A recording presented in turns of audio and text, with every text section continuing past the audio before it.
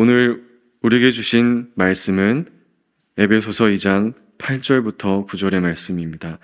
은혜로 주어진 구원의 선물이라는 제목으로 하나님의 말씀을 전합니다. 에베소서 2장 8절에서 9절의 말씀을 보면은 이런 얘기가 나옵니다. 너희는 그 은혜에 의하여 믿음으로 말미암아 구원을 받았으니. 오늘 우리는 십자가의 구원을 통해서 하나님의 은혜가 어떻게 우리에게 역사하고 있는지, 또 그 은혜가 우리의 삶 속에 어떻게 드러나야 하는지 이 말씀을 통해 같이 하나님의 말씀을 듣고자 합니다. 오늘 본문에서 바울은 우리 앞서 읽었던 말씀처럼 구원이 오직 하나님의 은혜로 주어진 선물임을 강하게 선포합니다.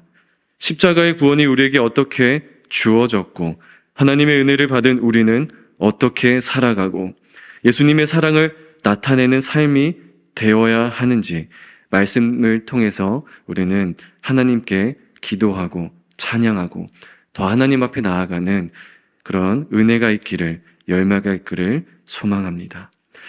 바울이 전하는 구원의 메시지는 그 은혜에 의하여 라는 말로 시작됩니다.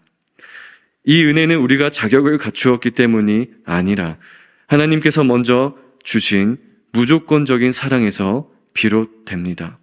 이것은 구약에서 하나님께서 이스라엘 백성들을 애굽에서 구해낸 그 사건과 매우 흡사합니다. 이스라엘 백성이 애굽에서 구원을 받을 때 그들의 노력이나 공로로 그 자격이 있어서 구원을 받은 것이 아니었습니다. 그들은 하나님 앞에서 끊임없이 부르짖었고 끊임없이 원망했고 그들은 고난 가운데 부르짖었습니다. 하나님께서는 그들을 긍휼히 여기시고 인도하셔서 모세를 통해 바다를 가르시며 구원의 길을 열어주셨습니다. 오늘 본문에서 바울은 이처럼 같은 메시지를 전합니다. 우리도 그 어떤 선행이나 자격이 있어서 구원을 받은 것이 아니라 우리를 사랑하시는 하나님의 은혜로 구원받은 것입니다. 구원의 시작은 오직 하나님의 은혜인 줄 믿습니다. 바울은 구원이 믿음으로 말미암아 우리에게 주어진다고 설명합니다. 믿음은 하나님께서 우리에게 이루신 구원의 은혜를 받아들이는 통로입니다. 우리가 구원받는 것은 하나님이 이루신 일에 대한 우리의 응답이며 그분을 신뢰하고 의지하는 겁니다. 믿음이란 단순한 동의가 아니라 온전히 하나님을 의지하는 자세를 말합니다. 예수님께서 십자가에서 우리의 죄를 위해 죽으시고 부활하신 사실을 믿는 것이 바로 구원의 시작인 줄 믿습니다. 우리가 기억해야 할 것은 바울의 말입니다. 구원은 너희에게서 난 것이 아니요 하나님의 선물이라. 우리의 믿음조차도 하나님께서 은혜로 주신 선물이라는 겁니다. 믿음을 통해 우리는 하나님의 구원을 우리의 삶 속에서 나타내야 됩니다. 우리는 이미 구원을 받았지만 정확하게 말하면 이 구원을 이루어가고 있기 때문입니다. 구원을 받았기에 우리는 구원받은 자로 살아내야 됩니다. 그리고 주님이 다시 오실 때 우리는 영원한 몸을 입어 구원을 받게 되기까지를 목도해야 합니다. 그래서 우리는 이미 구원을 받았지만 구원을 받는 중이며 구원을 이루어내게 되는 그 주님이 다시 오시는 그날을 구원을 준비하면서 주님이 오시는 그 길을 기다려야 될 줄을 믿습니다. 그렇다면 하나님의 선물은 어떤 것입니까? 그리스도인들이 구원을 받을 때 우리 다 세례를 받지 않으십니까? 세례는 어떤 겁니까? 나의 죄가 씻겨져 새 사람이 되는 동시에 죄를 거절하며 살겠다는 고백이지 않습니까? 그렇지만 우리가 세례를 받았다고 해도 육신의 몸을 입고 살아가는 동안에는 우리가 육신의 몸을 입고 있는 사람이기에 죄에서 쉽게 자유해지기란 어렵다는 것을 우리의 고백과 많은 사람들의 발버둥을 통해 심심치 않게 확인하게 됩니다. 그래서 우리조차도 다 열심히 하나님을 믿지만 다 발버둥 치는 것 아니겠습니까? 그래서 성령님의 인도하심으로 점점 우리는 예수님을 닮아가는 그 성화의 과정이 중요합니다. 그 과정에 그리스도인들은 분명한 목적을 발견합니다. 무엇이겠습니까? 예수님을 닮아가는 겁니다. 구원받은 사람에게는 하나님의 영광을 나타내는 사명이 주어집니다. 바울은 말합니다. 우리가 구원을 자랑할 것이 아니라 오직 하나님께 영광을 돌리기 위해 그 구원을 받은 것이다 라고 강조합니다. 구원받은 사람은 하나님의 선한 뜻을 나타내는 역할을 해야 됩니다. 우리가 다 어떤 사람들입니까? 처음에는 새신자로, 그 다음에는 신자로, 세례교인으로서 이 교회에서 하나님이 주신 직분을 감당하며 또 가정에서 또 직장에서 그 이웃들과의 관계에서 그 역할을 감당하지 않습니까? 그래서 구약에서 제사장들이 하나님 앞에 나아갈 때 그 제사장들은 하나님의 말씀을 듣고서 그 말씀을 하나님의 백성들에게 전하는 통로가 되었습니다. 오늘날 구원받은 우리는 세상 속에서 하나님의 사랑과 진리를 드러내는 사명을 감당해야 합니다. 베드로전서 2장 9절에는 이런 말씀이 있습니다. 그러나 너희는 택하신 족속이요 왕 같은 제사장들이요 거룩한 나라요. 그리고 뭐라 말씀합니까? 그의 소유가 된 백성이니 너희를 어두운 데서 불러내어 그의 기이한 빛에 들어가게 하신 이의 아름다운 덕을 선포하게 하려 하심이라. 아멘. 우리를 다 무엇이라 말하고 있죠? 왕 같은 제사장이라 말합니다. 우리 모두를 왕이라 말하는 겁니다. 왕은 어떤 존재입니까? 다스리는 존재이고 왕은 화평케 하는 존재입니다. 하나님이 우리의 왕이 되지 않으십니까? 하나님께서 우리의 하나님이시고 아버지시고 창조주이신 동시에 우리의 왕이십니다. 하나님은 우리를 불러 모으셔서 사랑으로 안으셨고 연합으로 인도하시고 계십니다. 그래서 그 구원의 은혜를 받은 우리는 이 세상에서 하나님을 대표하며 하나님의 사랑과 공의를 나타내는 빛과 소금이 되어야 합니다. 이것은 우리가 단지 좋은 행동을 하는 것이 아니라 우리의 삶 전체가 하나님의 사랑을 반영하는 대회까지 점점 그 믿음이 성장해가며 하루하루 믿음의 분쟁, 투쟁을 하며 그 주님이 주시는 모든 순간순간에 우리는 선택할 수 있는 기회가 있습니다.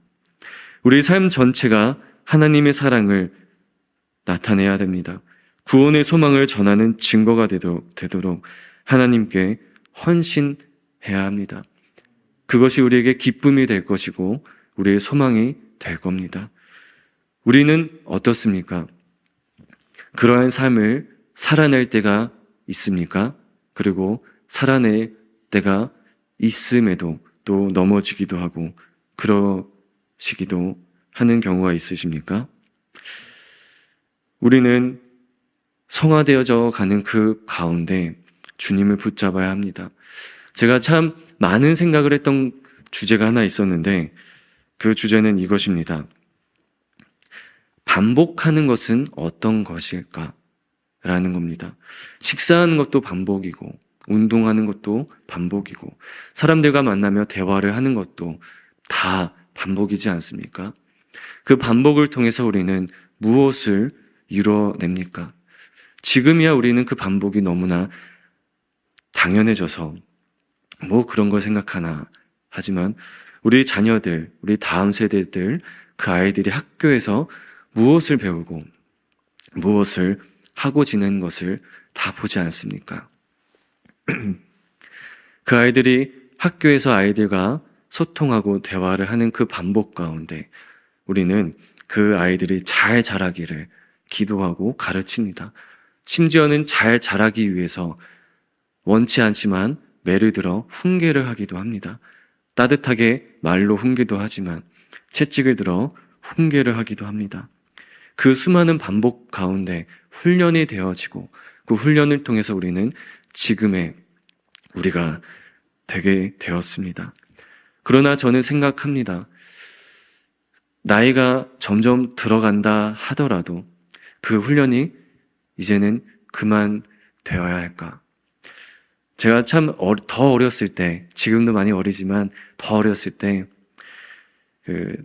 저희 교회 셀에 형님, 누님들이 있었습니다. 결혼을 한다고 하는데 지금 저보다 어렸습니다.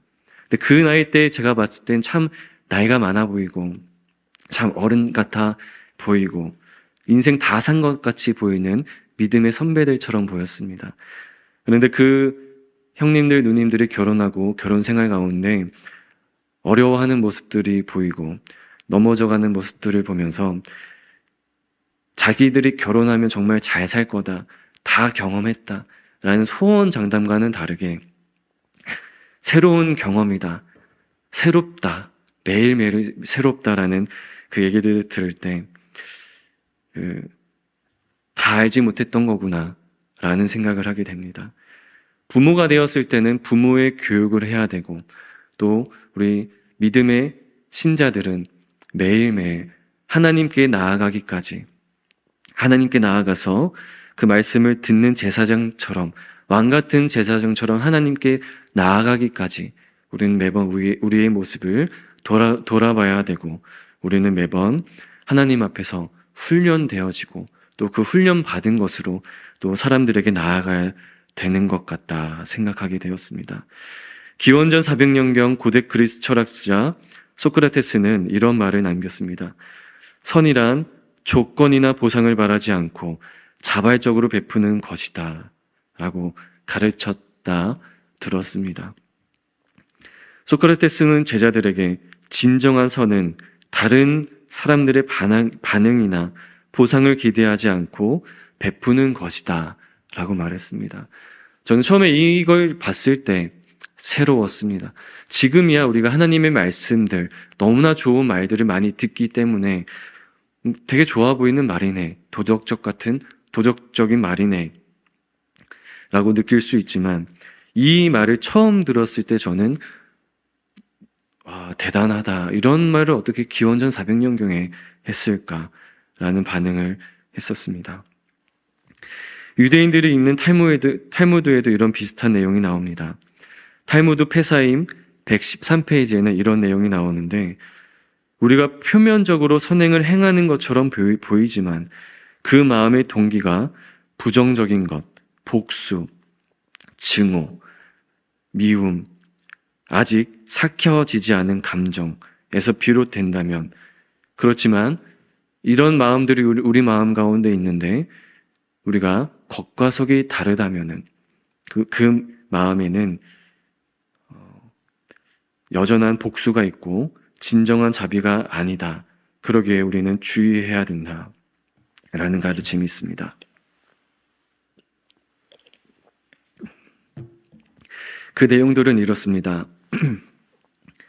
사람이 다른 사람을 용서하고 그에게 자비를 하지만 사실은 그 실상 가운데는 베푸는 모습만 있고 내심에는 그 사람에게 복수하고자 하는 마음이 있다면 그것은 참된 자비가 아니며 오히려 복수의 행위로 간주된다.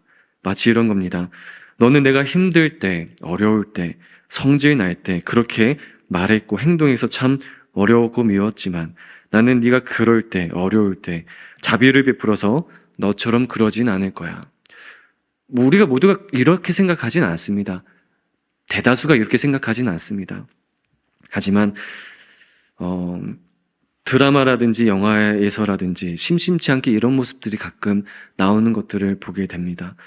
이 구절과 내용에서는 사람의 행위가 겉으로는 자비롭게 보일 수 있지만 그 속에 판단하는 마음, 정죄를 꾹 누르면서 참는 마음, 용서가 되지 않았지만 용서한다면서 속으로 온갖 감정이 나오는 마음, 그런 동기가 있다면 이것은 진정한 자비로 인정되지 않는다라고 가르친다고 합니다.